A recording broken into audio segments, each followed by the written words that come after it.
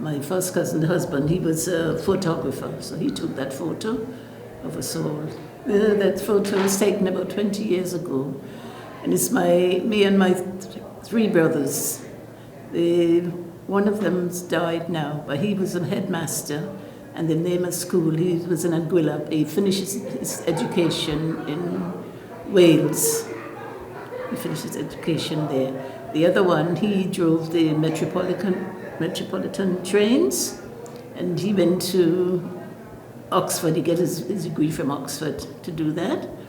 And my other brother, he works on the railway as well. You know, he said clean the trains and all that, that sort of thing, But it was so nice with my other brother when he came over, because he was the eldest brother. So I live in St Albans. They lived in London, and then I came to live in St Albans. I lived in Harlesden and Willesden. Yeah, I worked in St Albans. I worked in City Hospital in the theatre, but I had 5 kids, and they were so young that it was too much, the night was too much. And then I went to Leavesden, worked at Leavesden for over 25 years until I injured my spine in Leavesden, and I worked there. But at that time when we worked there, it wasn't very nice. The place was modern, but in the end, they organized it so it can come up to scratch. But when at night, before we sat down, we used to just mop the floors, and things like that, and wipe the chairs and all that sort of thing. But the staff I worked with, they were beautiful. They were Irish. Most of them was Irish, and there was only one English. And even the nursing officers, when they came, they were so grateful. They really were. They were really nice, It was hard work, mind you, but it was good work, to see the patients. You could do they'll do anything for you, anything, once you're good to them. Because once there was,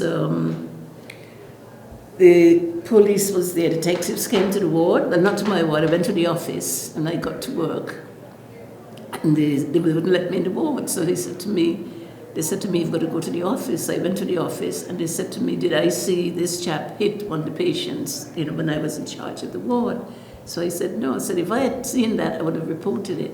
So he said, are you afraid of him? I said, no, the only person I'm afraid of is God. I'm not afraid of of anyone, because sometimes the ward I was on my own, I had 73 patients. 73 patients work, and one night there was one, I keep counting, I couldn't find that one. And the thing is, I didn't report it. I could have got into trouble. But the staff was so nice when you get there, you didn't really want to get them into trouble. And I was up and down all night because it was 2 flights of stairs. And when they came in, I said, where is it? They said, oh my God, we forgot to tell you the patient went home. So I worked there, I left there about 25 years ago now. I left Leavesden Hospital. After I injured my spine, I had to leave the hospital. Because at nights, they used to make the suppers. We used to make the suppers for the patients. And the domestic didn't clean under the trolley. So when I pushed the trolley, there was food on the trolley, and I went back on my back, injured my spine. Yeah, injured my spine then. When you look at that photo, how do you feel? Can you describe it? I feel, oh God, I think I was lucky to have my brother's support, for them to be there with me.